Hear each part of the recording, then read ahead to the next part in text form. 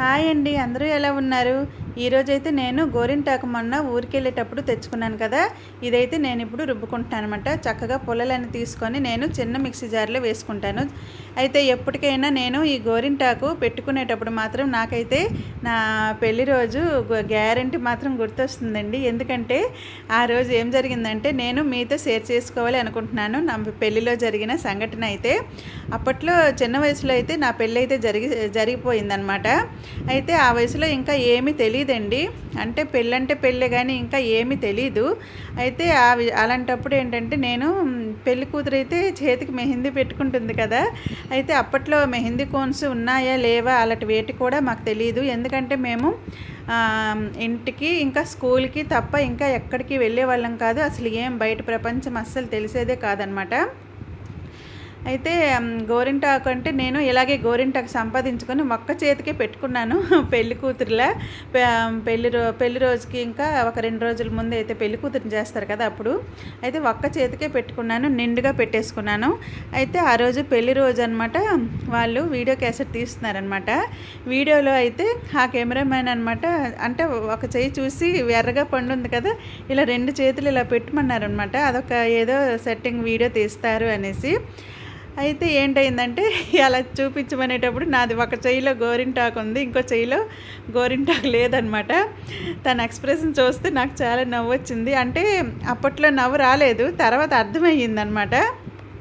అలా ఉండిందనమాట. అప్పటి నుంచి నాకు గోరింటాకు ఎప్పుడు చూసినా మాత్రం ఆ సన్నివేశం అయితే గుర్తుకు వస్తుందండి. చిన్న వయసులో అప్పుడు పెళ్ళి అనమాట, ఏమీ తెలీదు.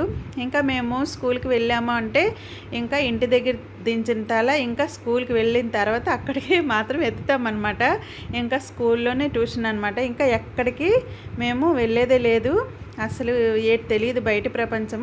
ఇంకా ఊర్లోనే, ఇంకా ఎక్కడికి వెళ్ళే వాళ్ళం కాదు, ఫ్రెండ్స్తో తిరిగే వాళ్ళం కాదు, అలా ఉండిందనమాట. అయితే స్కూల్కి వెళ్ళేటప్పుడు దారిలో అయితే మాకు తెలిసిన వాళ్ళు షాపులు అవి ఉంటాయి కదా, వరుసకు వస్తారనమాట. ఒక అతనైతే తాత అంటాం మేము, తనైతే నన్ను మీనా అని పిలిచేవారనమాట. అయితే మీనా తల ఎత్తుకొని వెళ్ళు, లేకపోతే ఎవరికైనా గుద్దేస్తావు చూడు, తల కొద్దిగా ఎత్తుకొని వెళ్ళు అనేసి ఎప్పుడు స్కూల్కి వెళ్ళేటప్పుడు అయితే నాకు అంటూ ఉంటారు. ఎప్పటికీ అవి నాకు గుర్తయితే ఉండిపోతున్నాయండి.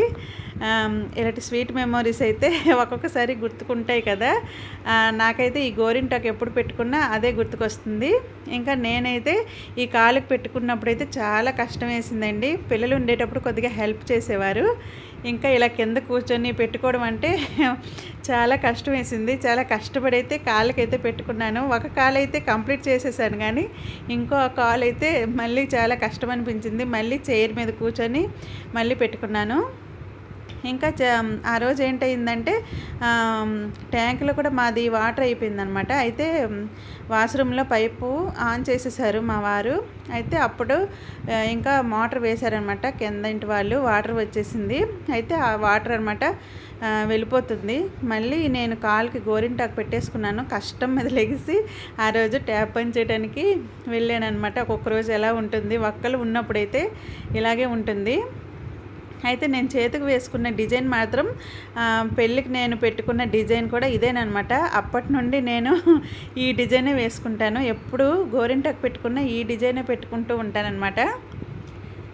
ఇంకా నేను 2 చేతులకు పెట్టుకోవడం, 2 కాళ్ళకి పెట్టుకోవడం ఇష్టం కాబట్టి ఒక చెయ్యి 2 కాళ్ళు పెట్టేసుకున్నానండి ఈరోజు. ఇంకా ఈ పనులన్నీ చేసేసుకున్నాను. ఇంకా పెట్టుకొని నేను 6:30కి ఇలా పెట్టాను అనమాట. 6:30 నుండి నేను 9:30 వరకు ఉంచుకున్నాను. చూసారు కదా, చేతికి కూడా అలాగే పెట్టేసుకున్నాను. ఇంకా అన్నీ పెట్టేసుకున్నాక కంప్లీట్ అయ్యాక నేను టీవీ పెట్టుకొని అలాగా ఒక మూవీ అయితే చూసేసుకుంటున్నాను. ఇంకా 9:30 అయ్యాక అప్పుడు నేను తీసేసి ఇంకా టిఫిన్ అవి ప్రిపేర్ చేశాను అనమాట. అయితే టిఫిన్ అన్నీ తినాక మళ్ళీ 11కి నైట్ మళ్ళీ ఇంకొక చెయ్యి పెట్టుకున్నాను, కుడి చెయ్యి. అయితే కుడి చేయి పెట్టుకోవాలంటే కూడా చాలా కష్టం అనమాట. ఎడమ చేయితోటి చాలా కష్టంగా నేను పెట్టుకున్నానండి గోరింటాకుని. చిన్నప్పుడైతే చాలా ఇష్టంగా ఉండేది. గోరింటాకు ఎక్కడెక్కడ ఉంటుందో తెలుసు కాబట్టి వెళ్ళి వాళ్ళ పెరట్లోకి వెళ్ళి అప్పట్లోనే పావలా ఎంత వాళ్ళకి ఇచ్చేవాళ్ళం అనమాట.